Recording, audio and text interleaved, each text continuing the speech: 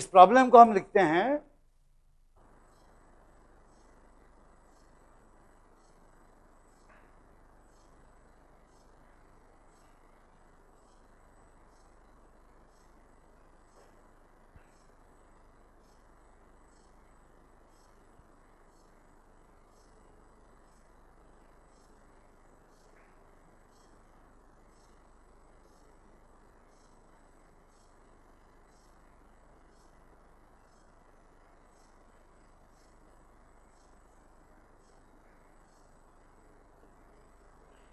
नया प्रॉब्लम बनाया, find the some of, सब भी नहीं,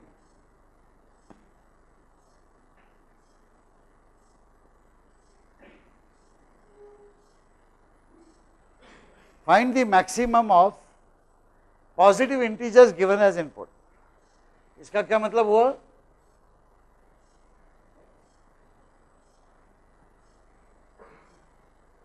ये जब प्रोग्राम एग्जीक्यूट करेगा मशीन तो हमसे वैल्यूज लेगा और वो वैल्यूज सब पॉजिटिव इंटीजर्स। पॉजिटिव इंटीजर्स यानी क्या है? 5 है,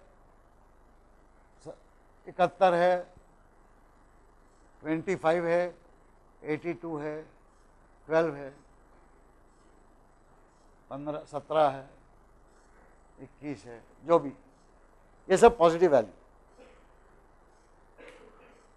आप इतना समझ गए होंगे कि अगर ऐसा हमने प्रोग्राम लिखा तो जैसे जैसे हम वैल्यू देते जाएंगे वैसे वैसे वो मैक्सिमम निकालता जाएगा, कैलकुलेट करके रख लेगा, लेकिन बाहर नहीं निकल सकता कभी।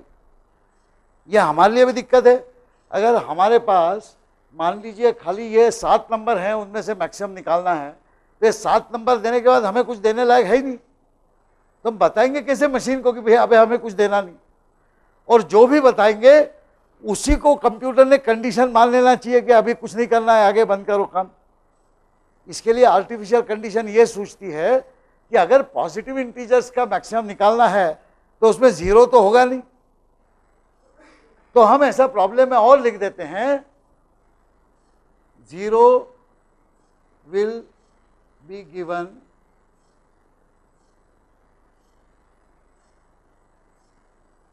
at the end। यानी जो वैल्यूज हैं ये पूरी देने के बाद हम 0 भी देंगे। ये प्रॉब्लम हम ये कहना चाहते हैं कि 0 अगर आ गया आप समझ लो आपका काम खत्म हो गया। अब ये एक 0 के कारण हमारे पास एक कंडीशन तैयार हो गई। अब हम जानते हैं कब तक करना है अपने को, जब तक पॉजिटिव नंबर आते रहे उसका मैक्सिमम निकालते रहना है। अगर कोई भी 0 आ गया तो काम बंद करना है, 0 के आगे हमें कुल मिलने वाला नहीं है। तो मान लीजिए हमने ये कंडीशन यहाँ पे लिख दी, while a not equal to 0। अब देखिए इस प्रोग्राम को एग्जीक्यूट करके कैसे चलेगा। आप करें एग्जीक्यूट, ये वैल्यूज दी हैं यहां पर, हमेशा की तरह 2 वेरिएबल्स हैं, ये a है,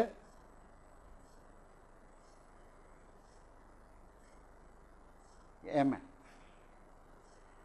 चलिए आप एग्जीक्यूट कीजिए इस प्रोग्राम को। सबसे पहले क्या होगा, इनपुट a, क्या वैल्यू आएगी यहाँ, a में 21, m में भी 21 आ जाएगी। while यानी आप यहां आ गए पहले दरवान के पास, वो कंडीशन चेक करवाएगा, is a not equal to 0, yes a is not equal to, वो परमिशन देगा अंदर जाओ। अंदर आए, फिर क्या किया आपने, इनपुट पढ़ा फिर से एक, अब a की वैल्यू बदल गई, क्या आ जाएगी a की वैल्यू, यहां 17 आ जाएगी, ये वैल्यू दे रहा हूं। इसके बाद is a greater than m, no, ये कुछ नहीं होगा। यहां आ गया मैं, यहां आने के बाद ये चौकीदार मुझे वापस फेंक देगा, वापस गया मैं, कहाँ गया, यहां, फिर से कंडीशन चेक हुई, is a not equal to 0, yes it is not equal to 0, तो ऊपर वाले चौकीदार ने फिर अंदर भेज दिया, 17 गया, 17 की जगह क्या आ जाएगा, 5, क्या 5 21 से बड़ा है? नहीं है, 21 21 रहा। फिर से 5 शून्य नहीं है, मतलब फिर से चौकीदार वापस फेंकेगा, फिर से चेक करूंगा कंडीशन। अगला क्या आएगा? 71 आ गया। 71 m से बड़ा है, तो ये वैल्यू अब चेंज हो जाएगी, 21 की जगह 71 हो जाएगी। फिर मैं यहाँ आया, यहाँ आने के बाद फिर से वापस फेंक दिया गया ऊपर, और चौकीदार ने फिर कंडीशन चेक करी, क्या 71 नॉट इक्वल टू 0 है?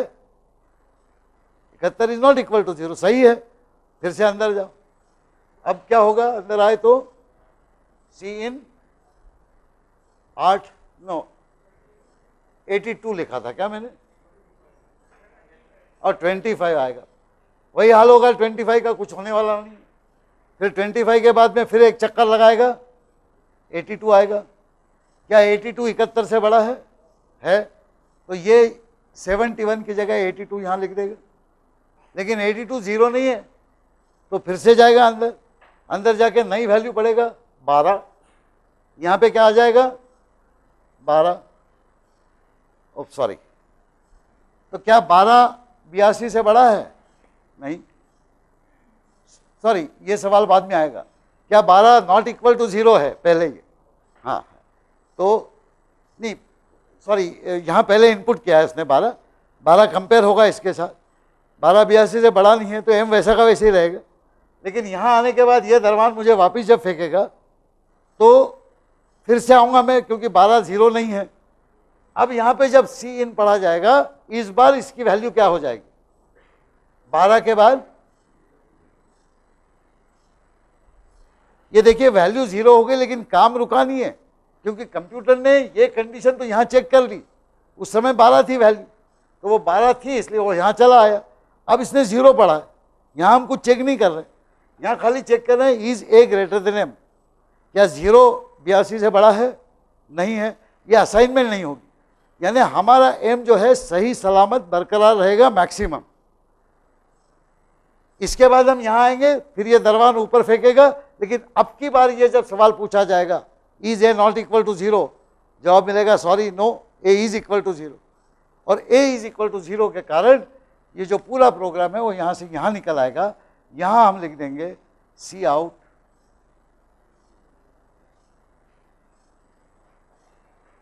और इस समय जो भी एम की वैल्यू है वो छाप दीजिए। अगर यहाँ पे 0 नहीं देंगे तो आप दूसरी कोई वैल्यू देंगे। जब आप कुछ वैल्यू नहीं दिए तो आप बैठे रहेंगे, वो भी बैठा रहेगा। आपको कुछ वैल्यू तो देनी है। मान लीजिए आपने 17 दी, वो 17 से कंपेयर करेगा, फिर से वापस आएगा, क्या 17 0 है? नहीं है, फिर पूछेगा और वैल्यू दो।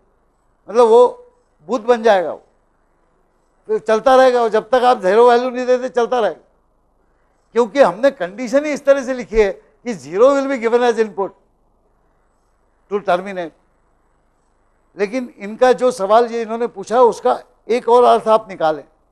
मान लीजिए जो मैं वैल्यूज दे रहा हूं जिनमें से मुझे मैक्सिमम निकालना है, उसमें 0 भी एक वैलिड वैल्यू है, कुछ निगेटिव भी वैल्यूज है, तो इस प्रोग्राम से मैं उनका मैक्सिमम नहीं निकाल पाऊंगा, क्योंकि ये जो प्रोग्राम है ये तो चलता रहेगा। मतलब 0 आ गया तो बंद हो जाएगा, तो उस प्रॉब्लम को कैसे सॉल्व करें? तो कोई कंडीशन कुछ इस तरह की होनी चाहिए जो नॉर्मली कंप्यूटेशन में ना निकले। वैसी कंडीशन हमें लगानी पड़ेगी बंद करने के लिए iteration. In conclusion of this discussion, if statement conditional execute करता है यस और नो में, ये और या वो करता है, पावरफुल है स्टेटमेंट, उसको कॉम्प्लिकेट भी कर सकते हैं। If condition then this else, if condition something etcetera, और उसके कुछ सवाल करेंगे यहाँ पे भी और लैब में। लेकिन व्हाइल जो है वो बड़ा पावरफुल स्टेटमेंट है, वो इटरेटिव स्टेटमेंट है, रिपीटेटिव स्टेटमेंट। जो भी आप लिख देंगे उसको रिपीट करता जाएगा। और इसका लॉजिक ख्याल पे रखने के लिए बस 2 चीजें हमेशा इस्तेमाल करें। एक इमेजिन करें कि यहाँ एक चौकीदार बैठा, दूसरा यहाँ बैठा। इस चौकीदार का खाली एक ही काम है, आपको वापस फेंकना। यहाँ तक अगर आप आ गए तो आप आगे नहीं जा सकते, वापस। और पहले वाले चौकीदार का यही काम है कि जो भी कोई आए उसको कंडीशन पूछ ले। कंडीशन सही है तो अंदर जाओ, कंडीशन गलत है बाहर। जो वापस जाने का जो सिलसिला है, this is what gives the power, expressing power to us. The machine still has to do that घोड़ागिरी। अगर कंडीशन ऐसे लिखी कि आपने 1000 बार एग्जीक्यूट होगा तो वो 1000 बार काम करेगा, लेकिन आपकी इंस्ट्रक्शन इतनी रहेगी, इंस्ट्रक्शन नहीं बदले। अब इसको एक सवाल मैंने क्लास में दिया था, उसमें था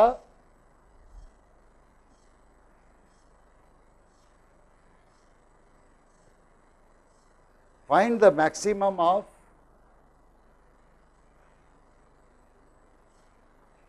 numbers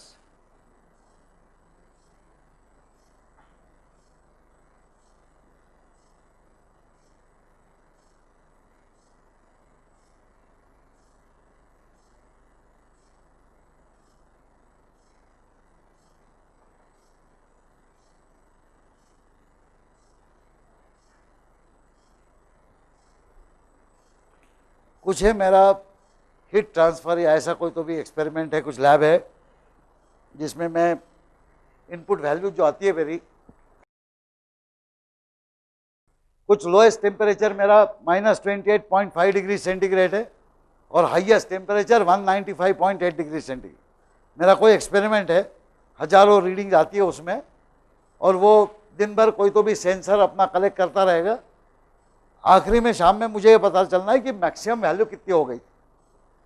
तो ये मेरा प्रॉब्लम है, ये मेरे को बड़े सारे नंबर है, गिने नहीं मैंने कितने दिन भर में कलेक्ट हुए हैं। वो नंबर -28.5 और 195.8 के बीच में है।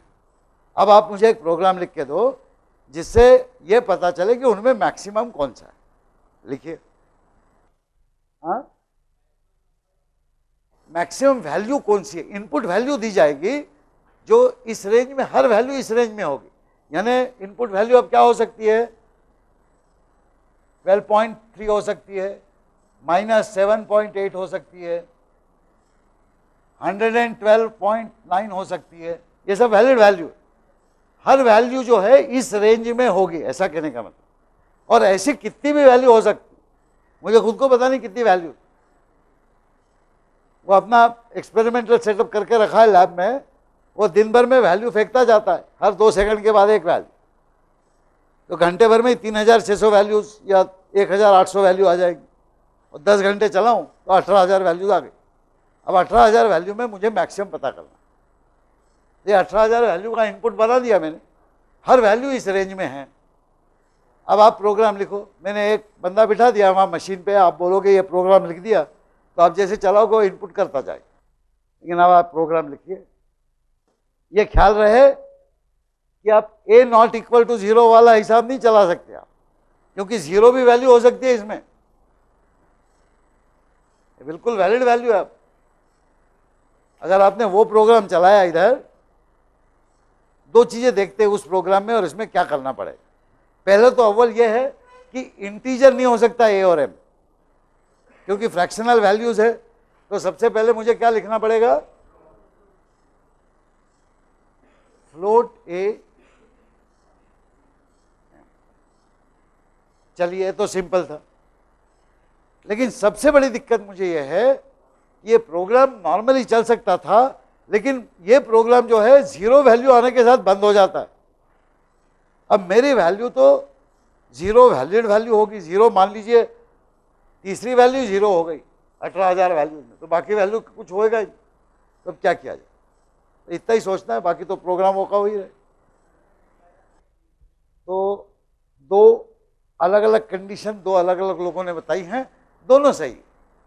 पहले इनका कहना सुनते हैं, ये क्या कह रहे हैं। ये कह रहे हैं कि चूंकि हमें सेंस करना है कि इनपुट कब खत्म हो गया, जब तक वैलिड वैल्यू रहेगी हमें लेना है।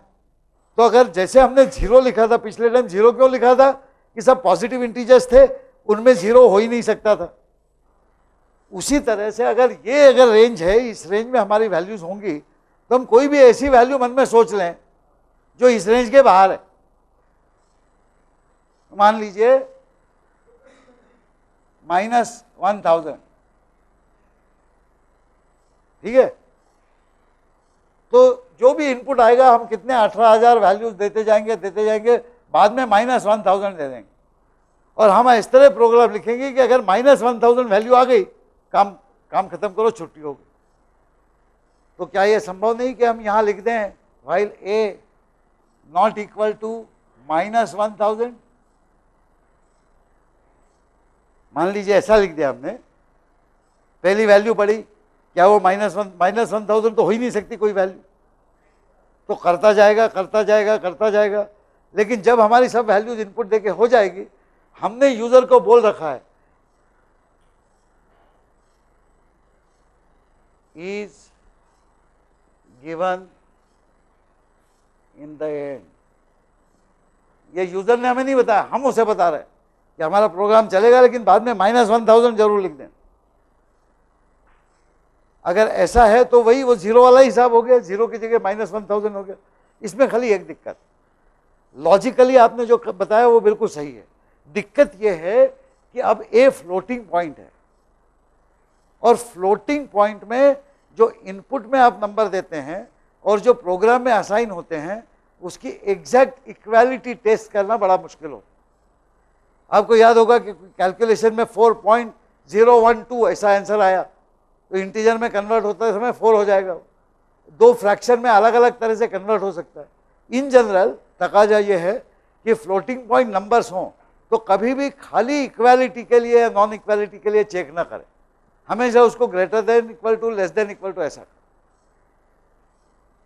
तो इसमें हम ये लिख सकते हैं व्हाइल ए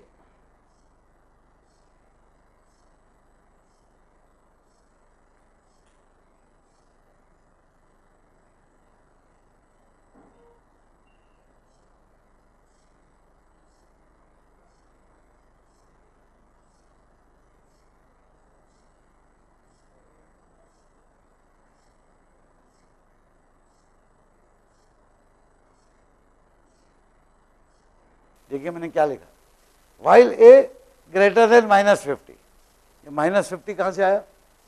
-50 मेरे मन की इजाद। क्यों लिखा मैंने -50? मैंने ये रेंज देखी, इनमें कोई भी नंबर, सब नंबर जो है -50 से बड़े हैं, वैलिड नंबर। मैंने ये देखा क्या लिखा है, -1000 मैं आखिरी में दूंगा। अब मैं ये जानता हूं कि -1000 जो है -50 से बड़ा नहीं है, छोटा है, और बाकी सब नंबर इससे बड़े हैं। मुझे कोई एक पार्टीशनिंग केस चाहिए थी, ये हो गई, ये चलेगा। हाँ,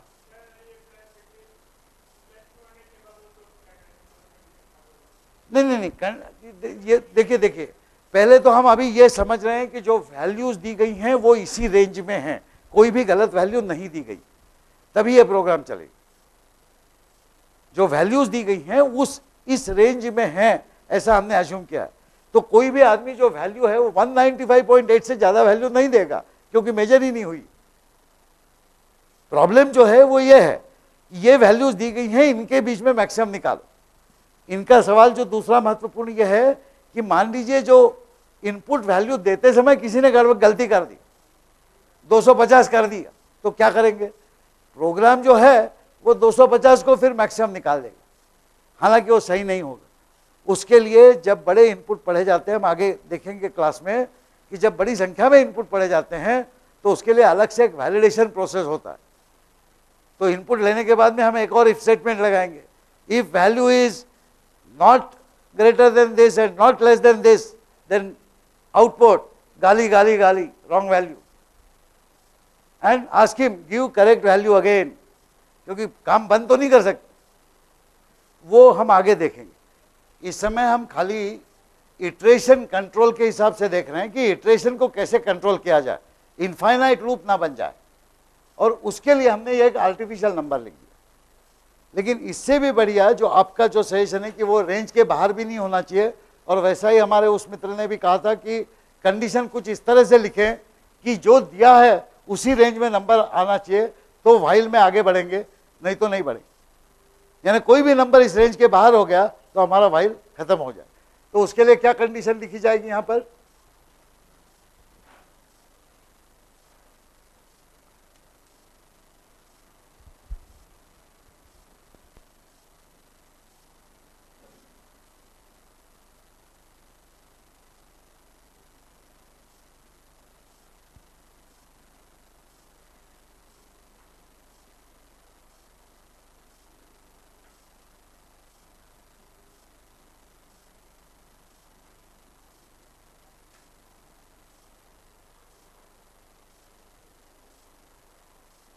ठीक है, ये देखिए व्हाइल a ग्रेटर देन -28.5 यानी इतना या इससे बड़ा हो गया, और a लेस देन 195.5 यानी इतना इससे कम हो गया। अब इसके बीच में कोई वैल्यू है तो आप आगे जाओ, अगर इसके बीच में वैल्यू नहीं है तो बाहर जाओ। लास्ट वाली वैल्यू जो आप पढ़ेंगे वो पढ़ेंगे सी इन ग्रेटर ए, वो वैल्यू रहेगी -1000, क्योंकि हमने डिक्लेयर किया है कि हम -1000 इनपुट देंगे, और -1000 किसी भी m से बड़ी नहीं हो सकती, क्योंकि m जो है उसी रेंज में रहेगा। यहां पे आने के बाद जब हम वापस फेंक दिए जाएंगे तो -1000 इसमें नहीं बैठता अपनी कंडीशन में, हम बाहर आ जाए। इनका सवाल ये था कि मान लीजिए कोई जन वैल्यू देता है -1000 की जगह खाली 1000 दे दिया उसने, गलती से -1000 टाइप करने के बजाय 1000 दे दिया, उसको प्रोग्राम बंद करना है, माइनस नहीं टाइप किया उसने, 1000 दे दी। अब क्या हो जाएगा, यहाँ पे वैल्यू 1000 आ गई, 1000 निश्चित रूप से m से बड़ी हो जाएगी, m में वैल्यू 1000 हो जाएगी। अब हम ये प्रोग्राम वापस आएगा, यहाँ पे देखेगा is a greater then -500, 1000 is greater than -500, ये भी अगर हमने कंडीशन लिखी होगी तो बाहर आ जाएगा वो। लेकिन बाहर आते आते आपका जो मैक्सिमम है उसको 1000 बना देगा। इसलिए अत्यंत सावधानी से कंडीशन डिजाइन करनी चाहिए, और प्रोग्राम एग्जीक्यूट करते समय जो कंडीशन लिखी है उसका कायदे कानून से पालन करना। और इसलिए एक और तरीका होता है इस तरह से इटरेशन करने का, वो इटरेशन करने का तरीका होता है काउंट करके इटरेशन करना। जनरली हमारे पास कोई भी वैल्यूज होती हैं तो हमें ये पता रहता है कि कितनी वैल्यू, एक्सपेरिमेंट भी करते हैं हम, रजिस्टर में लिखेंगे वैल्यू तो कितनी वैल्यूज हैं हमें पता है। अब मैं जैसे शिक्षक हूँ, मार्क्स लिखता हूँ आपके, मुझे तो पता है कितने स्टूडेंट्स हैं, 463 स्टूडेंट्स। अगर उनके मार्क्स का मुझे एवरेज निकालना है तो मुझे पता है कि 463 बार ऐसे काम करना पड़े। जब भी ऐसा पता होगा तो हमें कोई ऐसा तरीका चाहिए जिससे हम C++ को बता सकें कि भैया इनफाइनाइट इटरेशन इस कंडीशन में नहीं है, लेकिन हमने जो इटरेशन लिखा है वो इतनी बार करके बताओ, 10 बार करो, 23 बार करो, 728 बार करो, 1,00,000 बार करो, लेकिन हम काउंट बताएंगे आपको, उतनी बार करो। ये कई प्रॉब्लम्स में हमें इस तरीके से काम करना पड़ेगा। अगर इस तरह से करना है तो हम काउंटिंग कैसे करेंगे? फिलहाल तो ये जो प्रोग्राम है इसमें काउंटिंग की कोई गुंजाइश नहीं है, लेकिन काउंटिंग हम ऐसे कर सकते हैं, आर्टिफिशियली कर सकते हैं। तो इसके लिए मैं हमेशा एक उदाहरण देता हूँ। एक छोटे बच्चे को आपने बताया कि ये चीज़ 4 बार करो, ये पाठ 4 बार पढ़ो, तो क्या करेगा? पहले वो बोलेगा पहला पाठ, पहली बार पढ़ लेगा, पढ़ लिया, अभी इधर देखेगा हो गए क्या 4, नहीं हुआ, फिर बोला दूसरी बार, फिर वो फिर से पढ़ेगा, फिर देखेगा 2 4 हुए नहीं हुए, फिर 3 करेगा, तीसरी बार 4 हो गए नहीं हुए, 4 फिर से करेगा, चौथी बार अब ये हाथ एक और बढ़ा देगा, 4 बार पढ़ लिया उसने, कितने हो गए? अरे 5, अब 5वीं बार नहीं करना है, खत्म करो। तो बच्चा कैसे गिनता है? अपने हाथ को एक काउंटर बना लेता है, 1 2 3 4, इतने बार हो गया काम, अब आगे नहीं करने। C++ के पास हाथ तो नहीं है लेकिन मेमोरी लोकेशन है। हम क्या किसी लोकेशन को काउंटर नहीं बना सकते अपनी तरफ से? तो इस तरह, इसलिए हम एक नया प्रॉब्लम देखते हैं अब।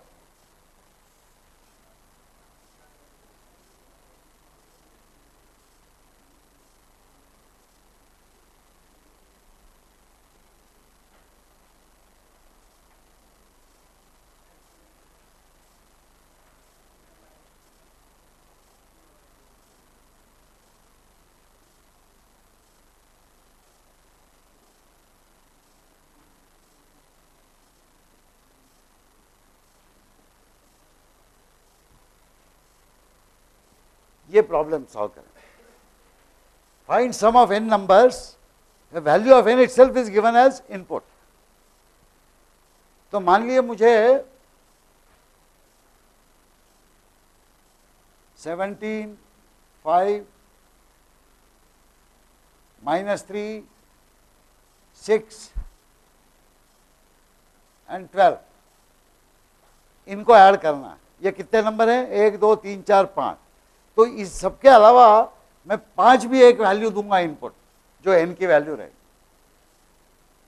तो मैं असल में 6 वैल्यूज दूंगा कंप्यूटर को। पहली वैल्यू रहेगी कितने नंबर ऐड करना है, 5, और फिर 5 वैल्यूज रहेंगे। अगर मुझे 500 ऐड करनी होती तो मैं n की 500 वैल्यू देता और एक एक करके 500 नंबर। ये मैंने इनपुट दिया। अब आपको बोल रहा हूं कि आप मुझे इनको ऐड करके बताओ। तरीका हमें वही सोचना पड़ेगा, व्हाइल वाला, नहीं तो इटरेशन करना न करें तो मुश्किल है। अब ये देखिए, इस व्हाइल लूप में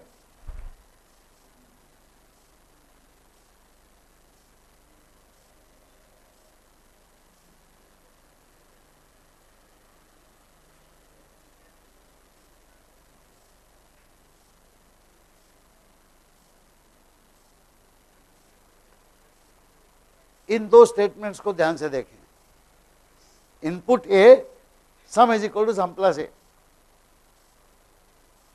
ये दो स्टेटमेंट अगर मैं बारंबार एग्जीक्यूट करता रहूं तो एक एक नंबर पढ़ लिया जाएगा, सब में ऐड कर दिया जाएगा, दूसरा पढ़ लिया जाएगा, सब में ऐड कर लिया जाएगा। ये वही मैक्सिमम जैसे ही तरीका हुआ।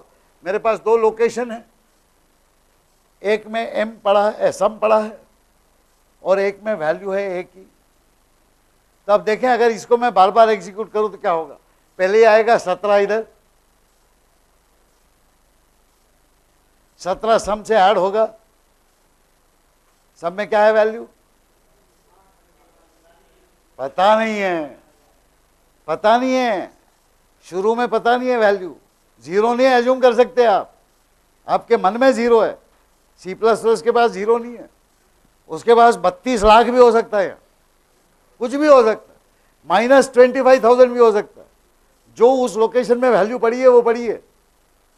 तो ये सब झमेला गोलमाल घूमना घूमना चालू करने से सबसे पहले ऊपर में सम इज इक्वल टू 0 हमको लिखना चाहिए, ताकि इसमें 0 चला जाए। ठीक है, किक स्टार्ट बोलते हैं, स्कूटर को किक मार के स्टार्ट करते हो ना, तो ये इटरेशन स्टार्ट करने से पहले C++ को 2-4 लात मारनी पड़ी। उसमें से एक लात ये कि सब में पहले 0 रख दो, 0 रख दिया। अब इसके बाद ये गोलमाल चालू हो गया। क्या करेगा वो? ए पढ़ा 17, sum is equal to sum plus A, यहां पे क्या हो जाएगा? 17। फिर से वापस आया सी इन, इनपुट ए, अब यहाँ 17 की जगह हो गया 5, 17 और 5 22, यहाँ पे 22 हो जाएगा। फिर वापस गए, इनपुट लिया -3, -3 और 22 कितने हुए भैया? 19, सो 19 लिख दिया। फिर आया 6, यहाँ 6 किया, 19 और 6 25, फिर यहाँ पे 12 आए, 12 और 25 37। लेकिन ये क्या, ये आदमी तो मुझे वापस फेंक रहा है। अब इसने इस समय में मुझे वापस फेंकना बंद कर देना चाहिए, मेरा काम हो गया। और मुझे पहले से पता था कितनी बार घूमना है, कितनी बार घूमना है? n बार। n की वैल्यू थी 5, यानी 5 से ज़्यादा बार मुझे घूमना नहीं चाहिए था। वो क्यों घूम रहा है? क्योंकि जो फाइल मैं लिखूंगा उसमें क्या कंडीशन लिखूंगा ये मुझे पता नहीं अभी तक। अब इसके लिए मैं उस बच्चे के पास जाता हूँ। भैया बच्चे तू क्या करता था? वो बोलता था पहले मैं हाथ करता था काउंटिंग के लिए, और उसमें ऐसा हाथ बंद कर लेता था, यानी मेरा काउंट 0 होता था। और जैसे जैसे मैं करता रहता तो उसको 1 2 3 ऐसे करते जाता। तो 0 लिखते हैं हम इसके लिए।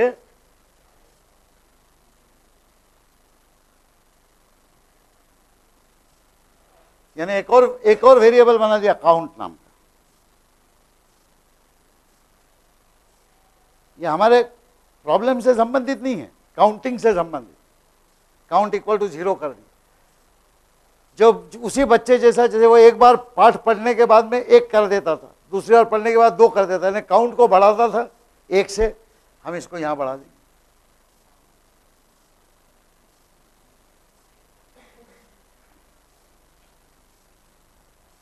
ठीक है। अब ये हर बार जब वापस जाएगा तब वो फाइल स्टेटमेंट जो रहेगा,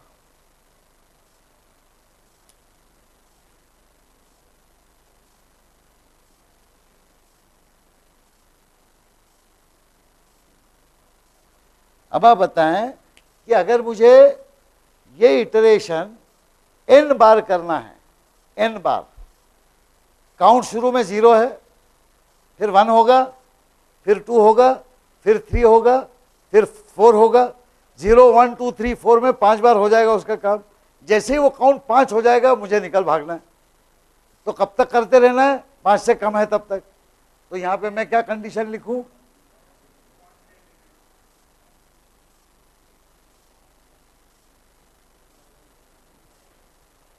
पांच नहीं, n लिखूंगा, क्योंकि मुझे n बार करना है। लेकिन n क्या है?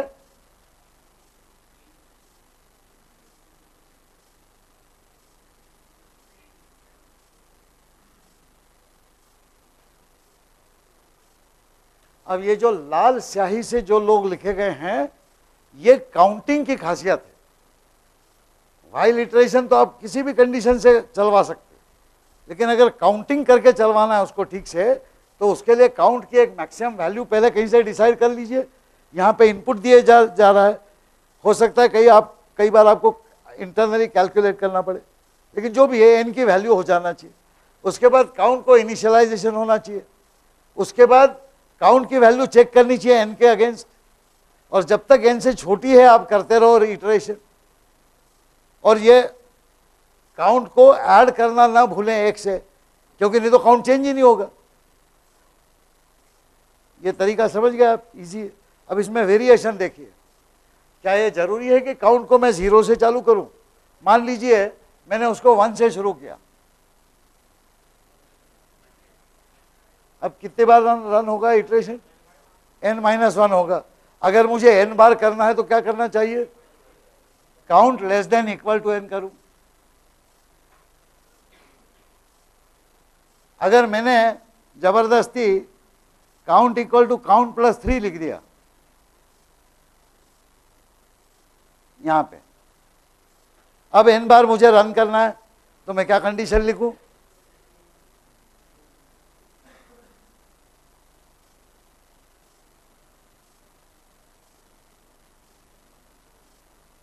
नहीं चलेगा भैया, ये देख लेते हैं।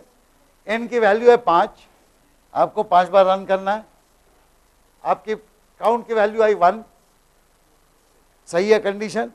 n की वैल्यू 5 है, काउंट प्लस 3 हो गया, काउंट की वैल्यू क्या कोई 4, 4 अभी भी n प्लस 3 से कम है, एक बार और आ गए आप।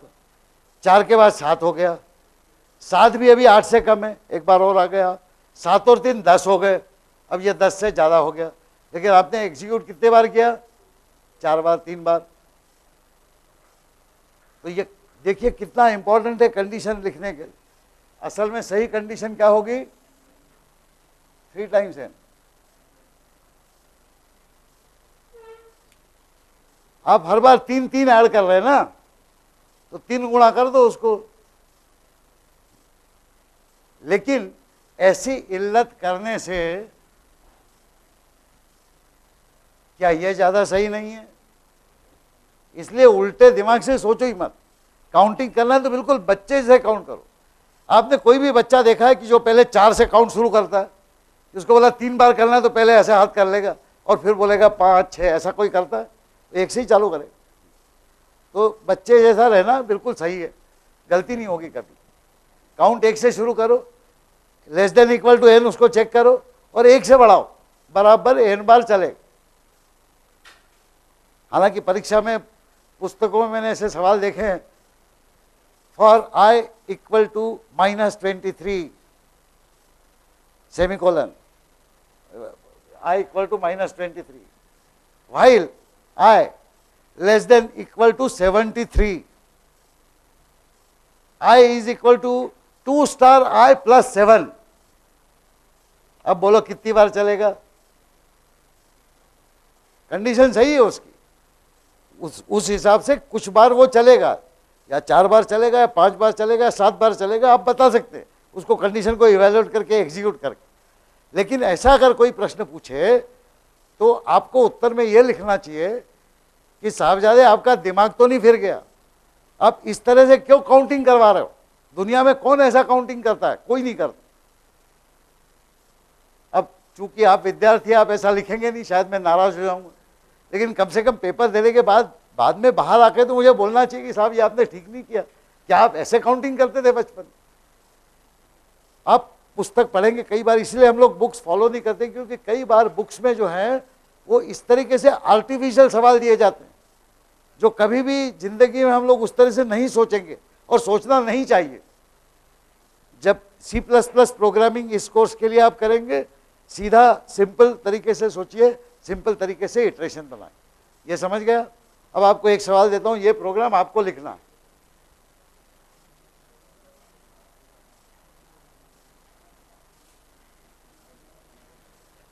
Find sum of n natural numbers. Find sum of n natural numbers. Natural number समझते आप? 1 2 3 4 5 6 7 8। नहीं, फार्मूला नहीं, वो कंप्यूटर को आपको मेहनत का काम करवाना है, आपको प्रोग्राम लिखना है। आपको फार्मूला याद है तो बड़ी अच्छी चीज है, वो प्रोग्राम आप लैब में रन करें, इनकी कोई वैल्यू देखें प्रोग्राम सही चलता है कि नहीं, उसके लिए आप अपने फार्मूले का इस्तेमाल करें। जो कंप्यूटर उत्तर देता है वो उत्तर सही है कि नहीं आप देख सकते हैं। यहां पे तो प्रोग्राम लिखिए।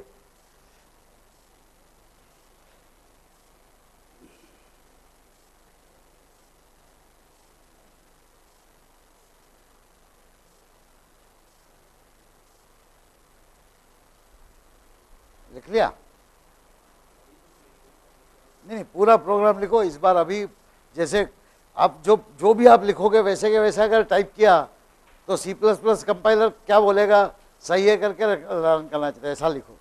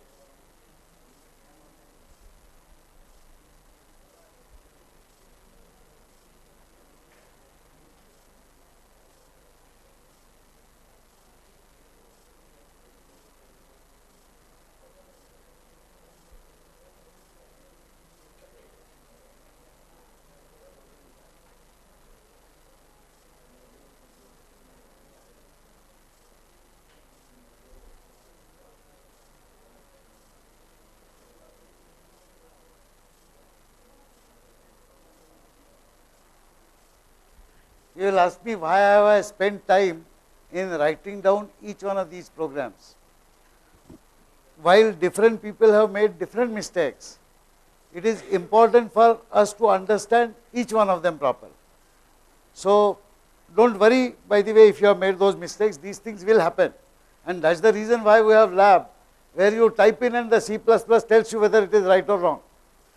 But here, let us first of all understand the problem itself properly. What is it that we wanted to do? We wanted to add n natural numbers. What are the natural numbers? Yes, 1, 2, 3, 4, 5, 6, 7, etc. Suppose I say n is equal to 7, what is the answer we must get? 1 plus 2 plus 3 plus 4 plus 5 plus 6 plus 7. That is what we should get. Okay? That is the objective. Now let us see how we have solved these problems.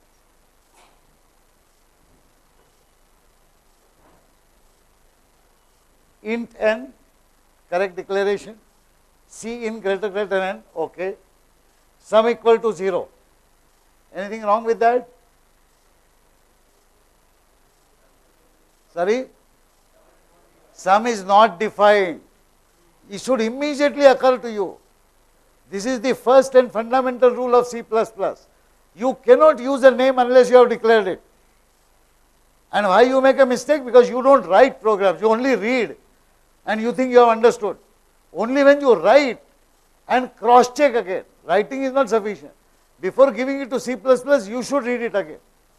Then you will understand. So, what should happen here? Int sum. Next, count. Is count declared? So, count also should be declared. Fine. He is starting with sum is 0, count is 0. While count less than n, do. Sum is equal to sum plus 1. Count is equal to count plus 1.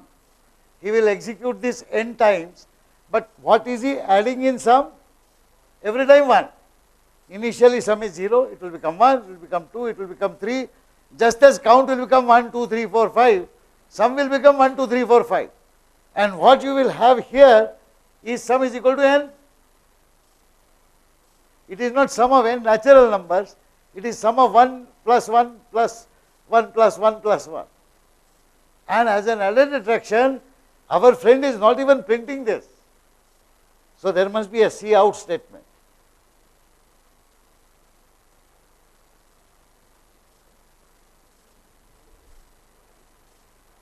There happened with a friend of mine who was finishing his PhD and his program at that days, a computer called MINS2, and he was struggling hard and he finally said, oh, now I got everything right. And the only thing is his program would take 6 hours to run. So one night he finally corrected everything and he took a night shift because there was a small computer, everybody wanted it, so he had to book a complete night shift. So he came with his Boria Bistar, went into the computer room, started the program, and early morning, sometimes the program terminated, he was very happy, except there was no output. He had a large program, while editing finally the program which he gave, he had removed the output statement. The computer worked for 6 hours and came to a nice halt without giving any output. Never miss this. Computer must print something. Okay. So, understood the mistake? This is not good enough. Let us look at this. C in greater than n, A equal to 1, sum equal to 0, count equal to 1. All those names are used, no declaration, not good. So, what should I say? Int n, A, sum, count. While count less than n, sum is equal to sum plus A is equal to A plus 1, count is equal to count plus 1. What will it do? Yeah? What will it do? हाँ बोलो क्या करेगा? हाँ क्या करेगा ये? तो कैसे चलेगा?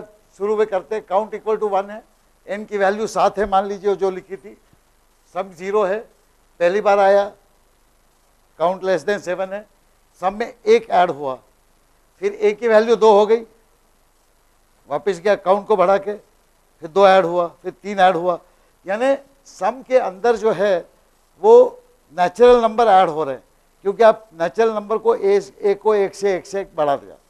काउंट कब तक चलेगा? पहले 1 से शुरू किया था तो पहली बार आया, 2 हुआ, आया 3 हुआ, 4 हुआ, 5 हुआ, 6 हुआ, 7 हुआ, यहां पर, यहां गया, क्या 7 लेस देन 7 है? नहीं, बाहर आ जाएगा, यानी वो इतना ही ऐड करेगा।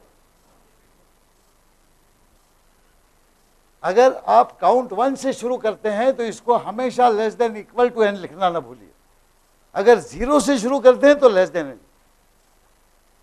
छोटी सी गलती है लेकिन प्रोग्राम अदरवाइज सही है। इसमें खाली एक गड़बड़ है, ये जो नेचुरल नंबर इन्हें ऐड करना है तो इन्हें ये पता चल गया कि भाई एक एक ऐड करने से काम नहीं चलेगा, तो जो ऐड करना है उसी को एक एक से बढ़ाते जा रहे हैं। अब इस समय मैं आपका ध्यान आकर्षित करना चाहूंगा लास्ट प्रोग्राम। लास्ट प्रोग्राम में देखिए वो क्या कर रहा है, sum is equal to sum plus count. उसने भी काउंट 1 से शुरू किया है और उसका ये मानना है कि भाई काउंट कैसे बढ़ रहा है, पहले 1 है, फिर 2 है, फिर 3 है, फिर 4 है, यही तो नेचुरल नंबर है। तो मैं अलग से उसको ए या ऐसे कई जगह क्यों कैलकुलेट करूं नेचुरल नंबर? खुद काउंट ही नेचुरल नंबर है तो काउंट ही ऐड करता जाऊंगा। काउंट की वैल्यू शुरू में 1 हो गई, 1 ऐड हो जाएगी, फिर 2 हो जाएगी, 2 ऐड हो जाएगी, 3 हो जाएगी, 3 ऐड हो जाएगी, काम हो गया। इसमें खाली एक गड़बड़ है, यहाँ सेमीकोलन रह गया, और दूसरी गड़बड़ है यहाँ, सॉरी, हाँ काउंट डिफाइन भी नहीं हुआ है। चलिए, इंट काउंट, और कोई गलती? वाइल के बाद, वाइल के बाद क्या? सी इन, क्यों? इनपुट क्या? इनपुट तो कुछ जरूरत ही नहीं है ना, नेचुरल नंबर ऐड करना है, उसे पता है क्या ऐड करना है। इनपुट कब देते हैं आप? कि वैल्यूज जो बाहर से आ रही है उनको कुछ ऐड करना है, सब्ट्रैक्ट करना है। अभी तो वैल्यू बाहर से लाने की जरूरत ही नहीं है, ना इन्होंने इनपुट लिया कोई, ना इन्होंने इनपुट लिया, क्योंकि क्या ऐड करना है मालूम है? 1 2 3 4 5 6 7 8 9 ऐसे ऐड करते जाना है n तक, खाली n इनपुट लेना है, और वो इनपुट लिया है इन्होंने। एक बार n ले लिया तो ये सवाल थोड़ा विचित्र है। ये सवाल ऐसा है कि जिसमें बाहर से इनपुट लेने की कोई जरूरत ही नहीं, खाली n की वैल्यू लेने की जरूरत, क्योंकि बाकी सब हम जनरेट कर सकते हैं। आप इनपुट ले सकते हैं लेकिन वो जबरदस्ती होगी, आप लोगों को बोलेंगे कि आप नेचुरल नंबर एक एक करके इनपुट करो, तो लोग आपसे कहेंगे आप C+ प्रोग्रामर हो, आपके C++ को काउंटिंग करना नहीं आता क्या? आता है। इन्होंने काउंट का इस्तेमाल कर लिया। यहाँ पे आउटपुट स्टेटमेंट एक और होना चाहिए, सी आउट करके, लेकिन बाकी ये प्रोग्राम सही चले। ये प्रोग्राम देखिए यहाँ क्या हो रहा है, यहाँ पे n है लेकिन सम और काउंट फिर से डिक्लेयर नहीं हुए। ये देखिए, न केवल परीक्षा में आपके नंबर कटेंगे लेकिन आपका कंप्यूटर भी आपको गाली देगा। कभी भी किसी भी नाम को डिक्लेयर करना मत भूलिए।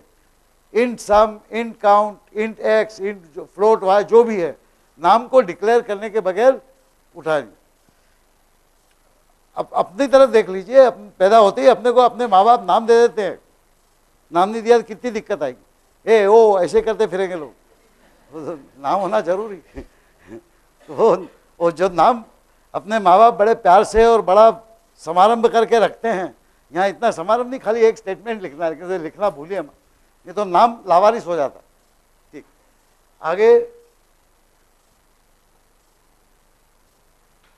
हाँ, यहाँ पे फिर क्या है, सी इन ग्रेटर ग्रेटर एन पढ़ लिया, काउंट 0 है। अब यहाँ ये चेक कर रहे हैं count less than n and a greater than. असल में ये कंडीशन चेक करने की जरूरत नहीं है, क्योंकि जो इटरेशन है जो n बार ही चलना चाहिए, क्योंकि n नेचुरल नंबर ऐड करना है, तो और कंडीशन देने की जरूरत नहीं होनी चाहिए। इसलिए ये सुपरफ्लुअस है। ये गलत है या नहीं ये मैं अभी नहीं कह रहा हूँ, लेकिन ये सुपरफ्लुअस है। लेकिन इसके बाद जो गलती करी है वो ये गलती है कि सी इन ग्रेटर ग्रेटर ए लिखा है। ये जो इनपुट है, तो जिन्होंने ये प्रोग्राम लिखा है उन महाशय का तकाजा है कि आपको इनपुट देना चाहिए। आपको पहली बार 1 देना चाहिए, फिर 2 देना चाहिए, फिर 3 देना चाहिए। मान लीजिए देने वाले ने गलती कर दी, तो फिर प्रोग्राम क्या करेगा? प्रोग्राम गलत उत्तर दे देगा। जबकि जो प्रॉब्लम है, जो प्रॉब्लम जो है find sum of n natural numbers. जब भी ऐसे सवाल हों जिसमें इनपुट लेने की आपको जरूरत नहीं है, जब आप कंप्यूटर से निकाल सकते क्या करना है काम, तब आपको इनपुट नहीं लेना। इनपुट कब लिया जाता है, जबकि कुछ वैल्यूज के ऊपर ऑपरेट करना है जो आपको मालूम नहीं, खाली यूजर्स को मालूम, फिर भी ये चल सकता है। लेकिन फिर यहां पे कमेंट लिखना चाहिए, you are required to give natural numbers in the order, ऐसा यहां पे कमेंट लिखना चाहिए, ये तो पता नहीं चलेगा बाहर से क्या इनपुट कर रहे हैं। फिर sum is equal to sum plus a, count count plus 1, और ये खाली जब तक ए पॉजिटिव नंबर है तब तक चेक कर रहे हैं। तो भले कोई ए की वैल्यू 17 दे दे, 23 दे दे, तो भी आप ले लेंगे, उसको सम कर देंगे, गलत हो जाएगी सर। और आउटपुट यहां भी चाहिए। ये देखें यहां क्या हो रहा है, यहां पे इन्होंने इंट एन डिक्लेयर किया है, लेकिन एस डिक्लेयर करके सम यूज किया, ये गड़बड़। ये दो अलग अलग नाम है, आपको ये अलग से लिखना चाहिए, ये भले लिखे ना लिखे क्योंकि यूज नहीं कर रहे हैं। n not equal to 0, cin n, ये तो बड़ा भयंकर स्टेटमेंट। लकीली इन्होंने यहां कैपिटल N लिखा है, यहां स्मॉल n लिखा है, इसलिए बच गए। लेकिन ये n तो बदल ही नहीं रहा है, जो शुरू में होगा इसकी क्या वैल्यू है मालूम नहीं। जिस कंडीशन को आप चेक कर रहे हैं उसको आप रीड करने से कोई मतलब नहीं है, क्योंकि प्रॉब्लम में लिखा है n की वैल्यू खाली एक बार दी जाएगी, एक बार शुरू में, वो यहां पे देने के बाद n की वैल्यू कोई नहीं देगा आपको, n की वैल्यू दी जाएगी, आपको n नेचुरल नंबर से ऐड करना। इसलिए सवाल को समझिए और उस तरह से कीजिए, या इस तरह से या उस तरह से, लेकिन इनपुट लेने की कोई जरूरत नहीं। इनपुट लेना ही है तो जैसा इन्होंने लिया कोई और नंबर ले, और उसमें लिखे कमेंट में कि भाई यूजर को नेचुरल नंबर देने चाहिए एक के बाद एक, तभी ये सवाल सही हल होगा, नहीं तो नहीं होगा। Let us look at this problem. N sum count, nothing is declared here, so all the declarations are required. N sum count, counting mechanism यहाँ पे लग रहा है ये 0 से शुरू हुआ है, यहाँ पे लेस देन n चल रहा है, या ये हो रहा है, लेकिन sum is equal to sum plus 1 हो रहा है। तो इनकी वही गलती है जो पहले एक बार गलती हुई थी, कि जो सम निकलेगी वो एक और एक 2, 2 और एक 3, 3 और एक 4, ऐसा जोड़ करके वैल्यू n ही दे देगी, n नेचुरल नंबर्स को ऐड नहीं करेगी। ये प्रोग्राम थोड़ा सही है। हाँ हाँ, इसमें सम में 0.0 क्यों लिखा भैया, ये भी गड़बड़ है। लकीली 0.0 भी लिखोगे तो जब वो कंप्यूटर 0.0 को असाइन करेगा, बाईं तरफ देखेगा सम इंटीजर है, उसको 0 कर देगा, तो इसलिए प्रोग्राम सही चल जाएगा। लेकिन आपका कहना सही है कि ये दुरुस्त नहीं है लिखना इस तरह से, ठीक नहीं। ठीक, ये क्या है, हाँ अच्छा, ये निगेटिव करते जा रहे हैं।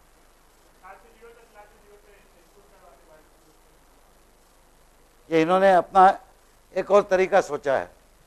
देखिए आदमी का दिमाग कैसे कैसे सोच लेता है, अच्छा है। ये देखें क्या कर रहे हैं, देखने लायक है प्रोग्राम।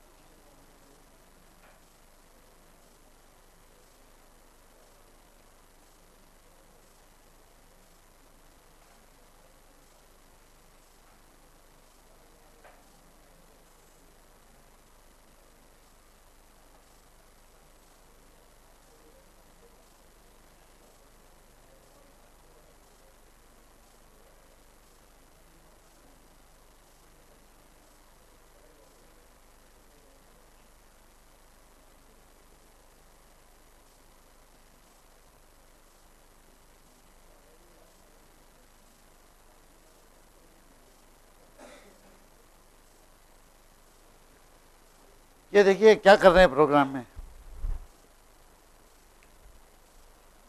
पढ़ लिया आपने प्रोग्राम? ये प्रोग्राम बिल्कुल सही चलेगा। और ये एक चीज और चेक कर रहे हैं जो अपने में से किसी ने नहीं सोची। ये एन पढ़ रहे हैं पहले शुरू में, सम को 0 कर दिया। अब एन नेचुरल नंबर्स को ऐड कीजिए, ऐसा प्रश्न है। मान लीजिए किसी ने आपको टोपी लगाने के लिए -7 वैल्यू दे दी एन की, तो आप जिंदगी भर करते रहोगे या कुछ भी करे बगैर चले आओगे? आप उसे गाली नहीं दोगे कि -7 कैसे दिया? ये वो काम कर रहे हैं। ये पहले चेक करते हैं कि n ग्रेटर देन 0 है क्या।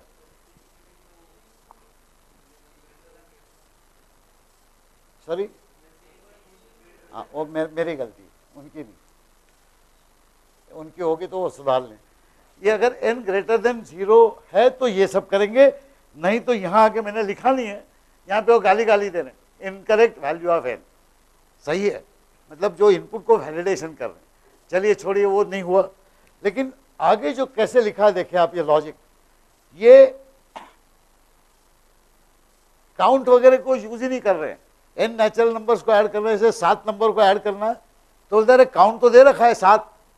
अब मैं उल्टी गिनती शुरू करूं और 7 को ही ऐड कर लूं, तो उसको 1 से कम करके 6 करूं, उसको ऐड करूं, फिर 1 से कम करके 5 करूं, उसको ऐड करूं, और जैसे जैसे वो चलता जाएगा आखिरी में 1 हो जाएगा तो ऐड करूं, 0 हो जाएगा तो बंद कर दूंगा।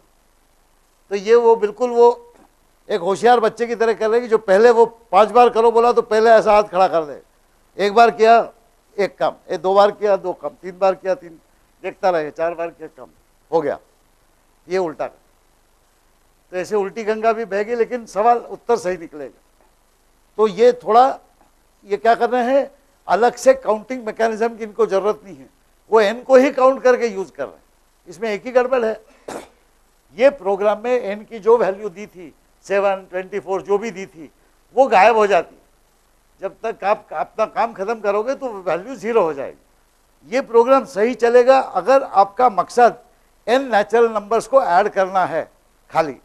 लेकिन मान लीजिए आपको बड़ा प्रोग्राम लिखना है जिसमें पहले एन नेचुरल नंबर्स को ऐड करना है, फिर उसके बाद में एन दूसरे कोई चीजें हैं उनके साथ कुछ और करना है, यानी एन की जो वैल्यू है that is given as some kind of a datum to represent multiple things. तो ऐसी चीजें जो हैं उनको डिस्ट्रॉय नहीं किए जाते।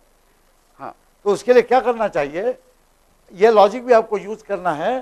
तो आप कुछ तो भी यहाँ पे कैपिटल एन रीड कर लीजिए और यहाँ पे एन भी डिक्लेयर करें, और यहाँ पे आपका जो है ना n equal to capital n कर, यानी जो यूजर ने इनपुट दिया है वो कैपिटल एन है, उसको मैं रख रहा हूँ, उसको हाथ नहीं लगा रहा हूँ। मेरा एक और टेम्पररी वेरिएबल लोकेशन मैंने एन लगा दिया, उसमें वैल्यू रख ली, और उसको भले मैं 0 करूँ -10 करूँ, मेरा ये सही।